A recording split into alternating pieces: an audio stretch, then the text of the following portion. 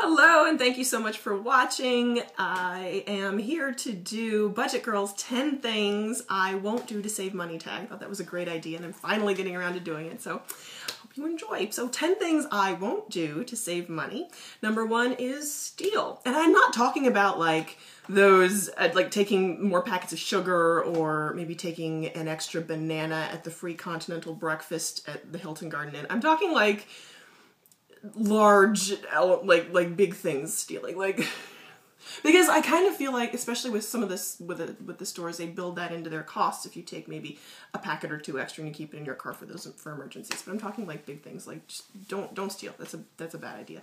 Number 2 is lie, especially to the government. That's a bad idea. Won't do that.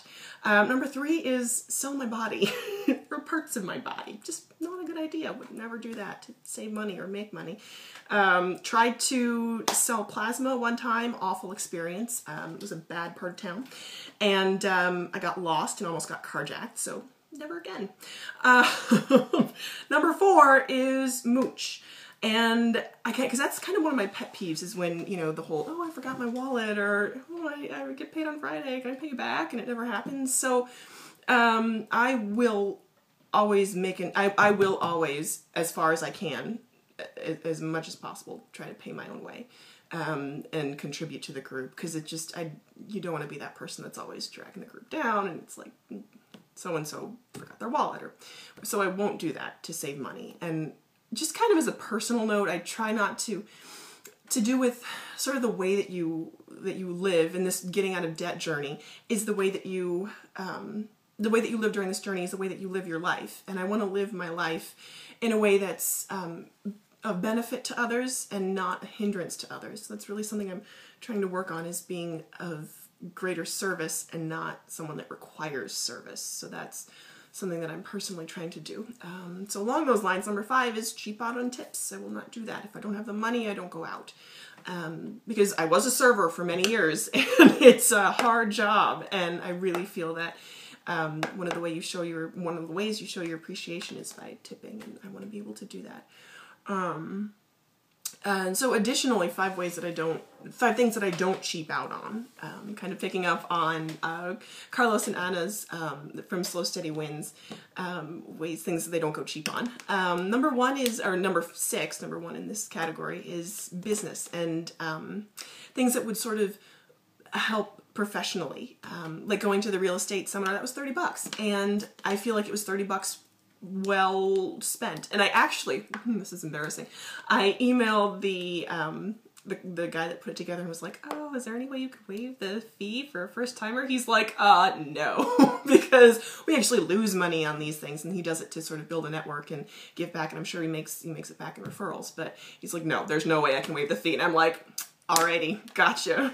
Fair dues. And I went, and it was worth like 3 times that. So that's one way that I don't cheap out. And also like administration dues, joining societies. I'm looking at joining SMPS, which is a society for marketers of professional services, and that's like $450 for the year, and that's kind of a heavy outlay. But I'm hoping that I would make that back in terms of career development and personal enrichment. So, and number 7 is gifts. I try to budget for that, and like if there's a birthday coming up, or if someone's, you know, like getting married or something like that, I really try to, if I can't spend it in money, I try to be thoughtful.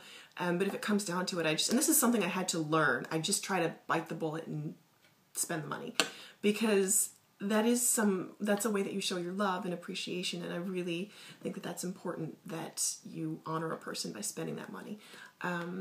Number 8 would be family time with family. And there are ways that you can do it cheap, but sometimes you want to go to a restaurant with your family, or you want to hang out with someone over dinner or something like that, or go on a trip. And there's budgeting, there's planning, and you can save a lot of money in planning. But I think that if in that time away you can't put a price on that, is what I'm saying. If you need to spend money to make that happen, then I think that it's money very well spent, and I will try not to cheap out on that.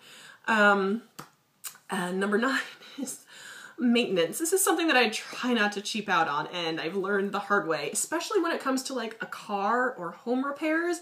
That's essential. Like if you're between two systems and like you can go with the budget one or the one that's a little bit more, experience has taught me that it's sometimes better, a good idea and a good investment in the long run to just pay money for the better version, especially with car, especially with, you know, maintenance on that. Because I spent $200 to kind of upkeep on my car, and they're like, well, you could do this now or you could do it later. And sometimes if you do it now and you spend the money now, it saves a more expensive repair later on down the road. So that's something that I've had to learn. And by maintenance, I also mean things like skincare, like personal maintenance, because that's something that I've had to look into more depth now that I'm have been on this earth a little bit longer. Benefit of experience and kind of looking like I have experience in terms of things that might require more investment than they did when I was maybe a little bit younger.